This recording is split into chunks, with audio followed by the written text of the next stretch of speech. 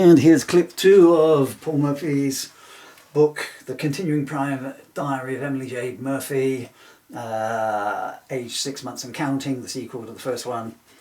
And that's where it says the lady is back, on the back. I gotta make these clips shorter. Right, okay, so Tuesday, June the 14th, 5:54 p.m. Oh, and it's the baby talking. Well, not talking, but the baby listens. Apologise, I don't know, my poppers here. My poppers are coming undone. We are just back from our first family trip to the beach, which is something that consists of a vast expanse of sand, a vast expanse of water, and a vast expense for a portion of fish and chips.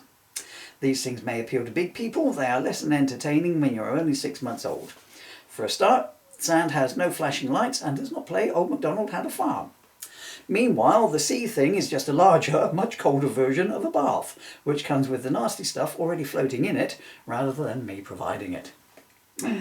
We all laid on a blanket and divestment of garments took place, showing that the mummy had gotten her figure back, the daddy had got his paunch back, and I look cool in a bathing suit. Although I had so many layers of sun cream plastered on me, I may as well have been wearing a suit of armour. I realise that one needs to be protected from UV exposure, but blimey, with the ultra safety conscious parent people I've got, the only way to get any vitamin D around here is to yawn and hope you can get the sun on your tonsils. I do apologise, that camera is where I've got 2 cameras here and that one is annoying me because it's like that sync. Lots of other families were there, including lots of baby persons, although not as good looking as me, obviously. Most of them looking as bored as me though. Do not know the why for of their boredom. For myself, it is that I feel that watching Dadsy person take a 10-minute trek to the water, get in it and flop about for 8 seconds, dash back to starting point, grizzle about water being cold. What, you thought the sea had a hot tap somewhere, did you, Dadsy?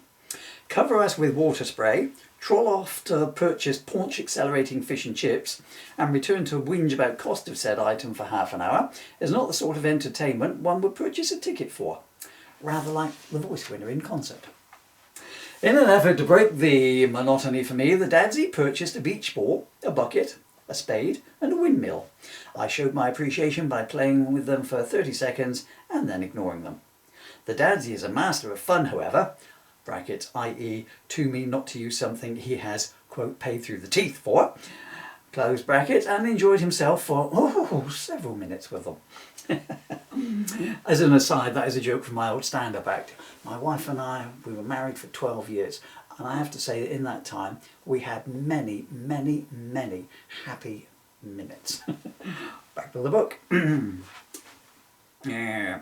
Having made half a dozen sandwiches, good blimey, I've suddenly lurched into Oliver, no you can't have any more, boy. Right, where do we get to?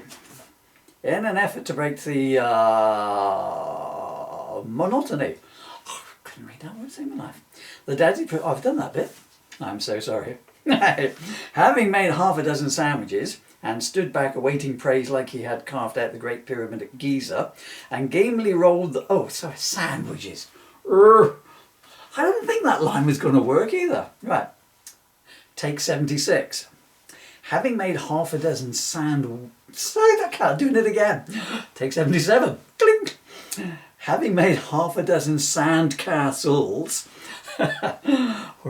and stood back awaiting praise like he had carved out the Great Pyramid at Giza, and gamely rolled the ball to both me and the Mumsy, only to discover the end had to collect it and roll it back to himself each time. The Dadsy laid on the sand and, in the absence of any breeze whatsoever, half-heartedly blew the windmill a couple of times before rolling his eyes and throwing his leftover chips at a seagull in a strop. It was the Dadsy who was in a strop. Seagull's disposition? Unknown. He then learnt why there were 1,000 signs up saying, "Do not feed the seagulls," as from nowhere a swarm of Laridae appeared, squawking like harpies from hell and dive-bombing the beach inhabitants into hastily built sand bunkers for 15 minutes as they fought wing and claw over the Dadsy's potato projectiles. The attack over the sand, and in many cases gull poo, encrusted sunbathers, emerged from cover and gave vent to their opinion of the Dadsy. I heard many words that I have not come across before, although I missed most of them as the Mumsy covered my ears.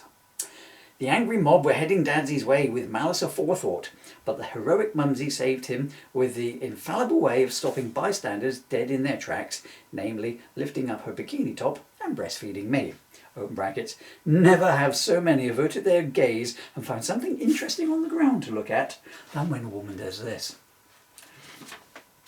We took the opportunity to Scarpa, returning back to the car to find it covered in gull droppings, which is either the height of irony or the height of ingratitude, and then we headed for home. The parent people have filed this as yet another entry in the log of things we will laugh about one day. Okay, so that was like, I didn't think we were going to get through that clip. Bye bye, camera number 2.